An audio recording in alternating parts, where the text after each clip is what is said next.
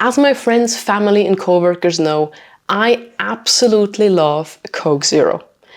It is by far my favorite beverage, and on average I drink about 1 liter per day.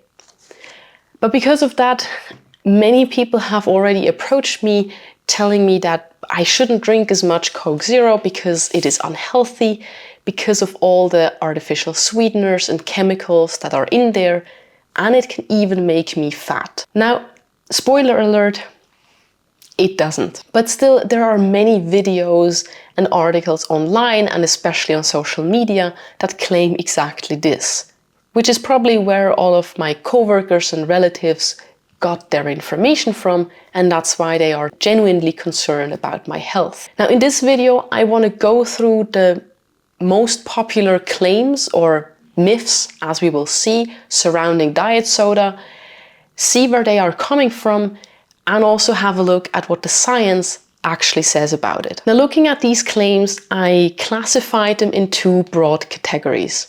The first one is that diet soda makes you fat in some sort of way. There are multiple theories how this happens. Some involve, for example, insulin spikes or increased sugar cravings.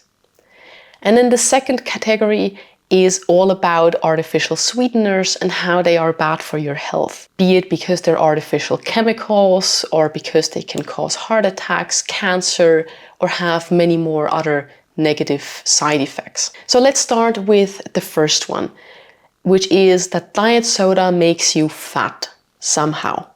Now, this has always been quite counterintuitive for me how you would arrive at this conclusion, because diet soda is diet soda because it doesn't contain any sugar and also no calories. So how can you gain weight from something that doesn't contain any calories? On a tangent here, yes, Coke Zero, for example, contains 2 calories per liter, but just sitting here and talking to you burns more energy than I could possibly consume from drinking Diet Coke.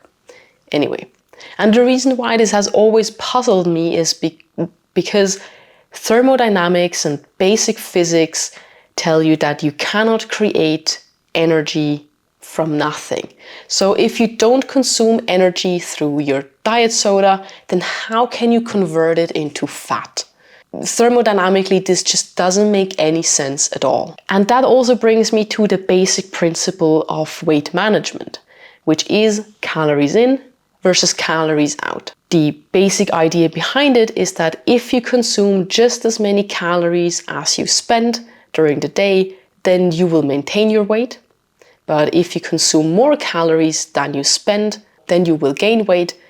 And on the other hand, if you consume fewer calories than you burn, then you will lose weight. And with this very basic principle of weight management in mind, it just doesn't make any sense that something that has no calories at all will contribute or influence your calories in balance, because it doesn't. And so if it doesn't add anything to your calorie intake, how would it influence the outcome of weight loss, weight gain, or weight maintenance? So I had a bit of a deeper look where this myth might be coming from, and I think I found it actually in the scientific literature. Because there are some observational studies that linked consumption of diet soda with obesity and weight gain. Now, one very crucial thing to notice here is the word observational. Now, observational studies can only tell us about relationships or correlations between 2 different variables. And if you've ever had a basic statistics course, you know that correlation does not equal causation. In simple terms, when you have 2 factors, factor A and factor B, and they are correlated, you cannot make any statement about whether A causes B or B causes A, or whether there's a third factor, C, involved that causes both of them. You just know that they're somehow linked in some way, but you don't know how exactly. And this is actually also what many authors of these very studies wrote in their conclusions, that it might not be the diet soda causing the obesity, but it may as well be the other way around, that people who are overweight and are looking for ways to reduce their caloric intake turn to diet soda because they don't contain any calories, and that's how this link is established. And if we wanted to conclude whether there's a causal link between the two and in what direction that it goes, we would have to do randomized controlled trials. And in fact, there are several randomized controlled trials asking exactly this question, whether you can use diet soda to lose weight. And the answer from these studies is actually yes, you can. Because when people who normally drank regular soda switched to either water or diet soda, they sometimes saw significant reductions in their weight.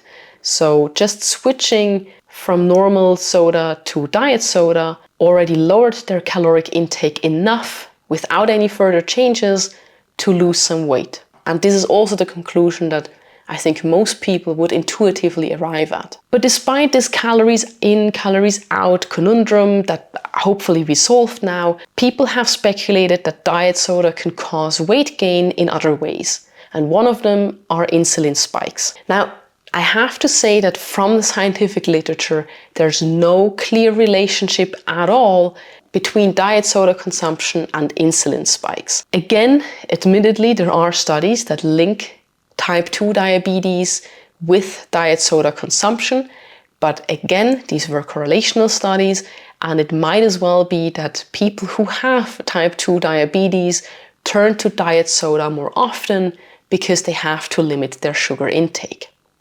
In any case, speaking just of insulin in an isolated manner, diet soda does not elicit an insulin response in human beings because it doesn't contain sugar. I do think again where this might be coming from, because in several animals, such as rodents, just the taste of sweetness can trigger insulin secretion.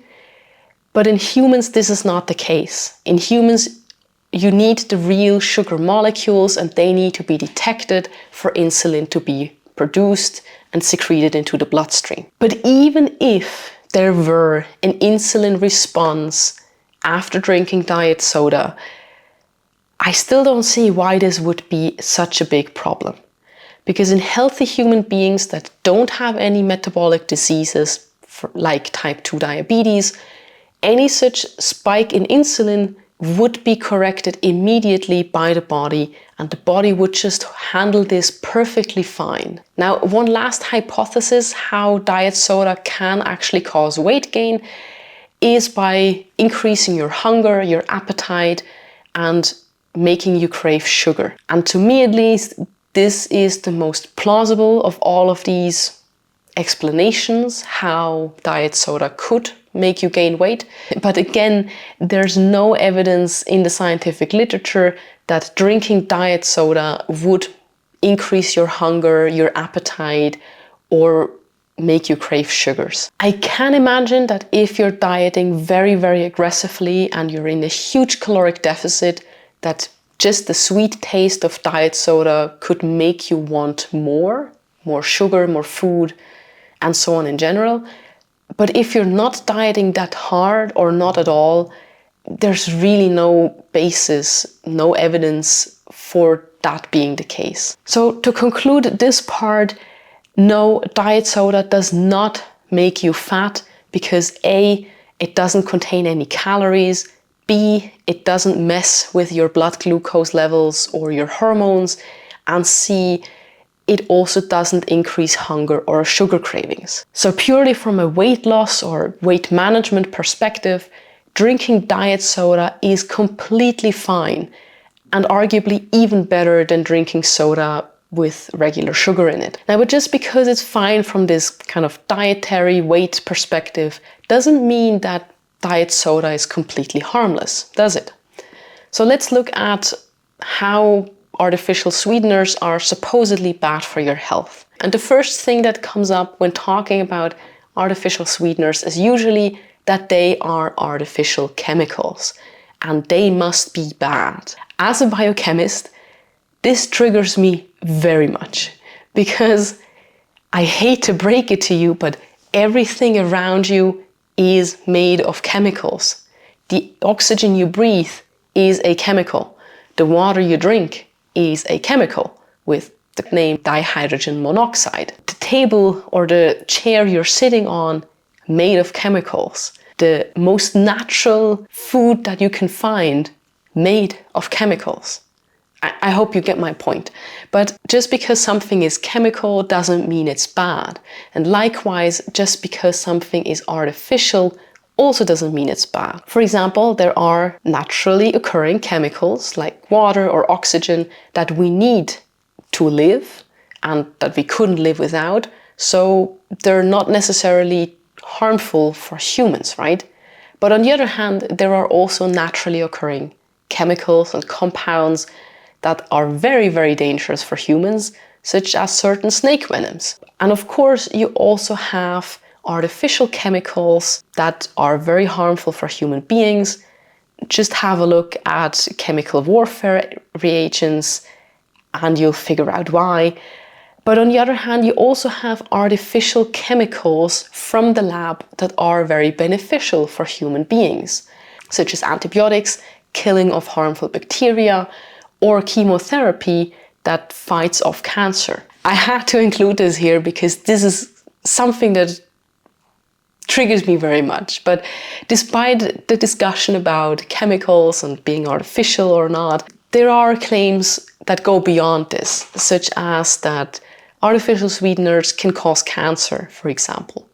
And admittedly, yes, there are some studies that show an increased cancer risk after consumption of artificial sweeteners. Now again, there are some limitations to these studies though, that often don't get addressed. The first one is that studies done in humans are often observational, meaning that we can have this link, this correlation between the two factors, but there's no causal link, so we don't know whether one causes the other. The other caveat with these studies is that they were often done in mice or rats, using concentrations of artificial sweeteners that a human being would normally never consume in a single day. And this obviously makes the results from these studies not very applicable to our daily lives. Now, because there is some limited evidence about the carcinogenic potential of artificial sweeteners, the World Health Organization, WHO, lists aspartame, one of these artificial sweeteners, in group 2B of potential carcinogens. Now, what does this mean? Substances in group 2B are classified as potentially or possibly carcinogenic to humans, but there's only very limited evidence in humans and insufficient evidence in animal models.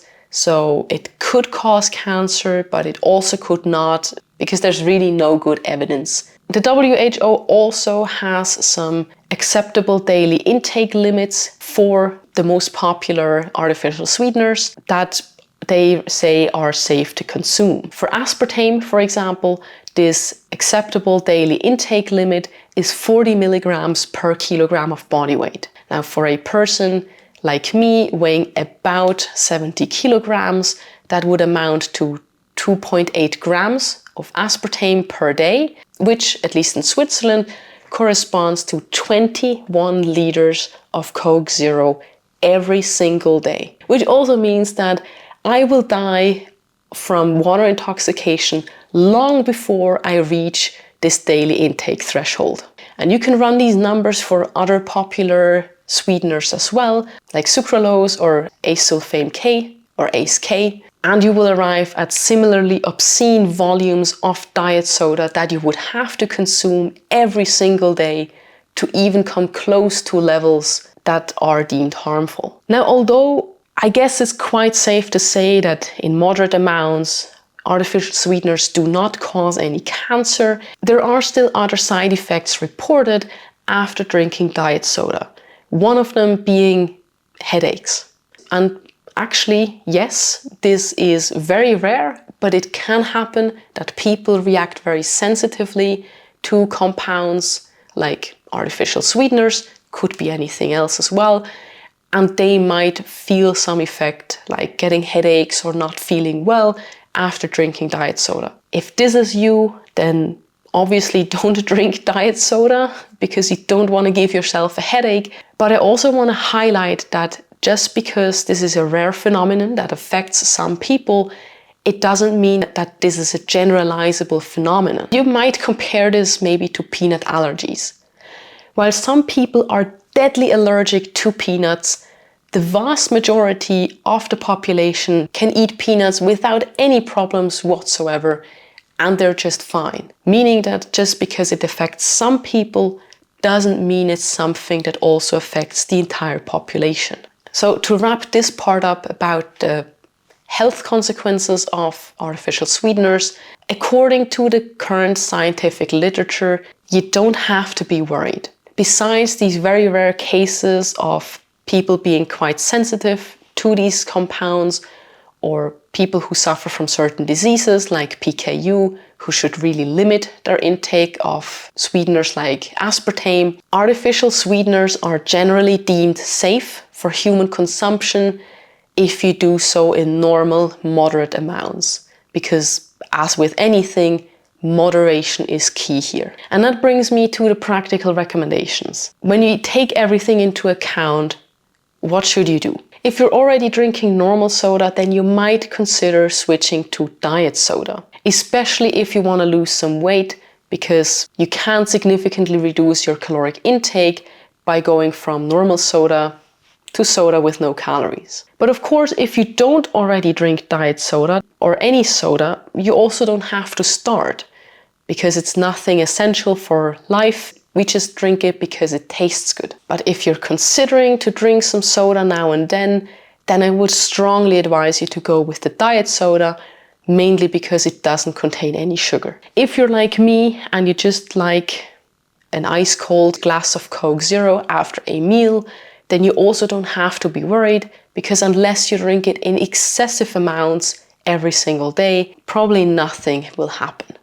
And with that, cheers and thanks for watching.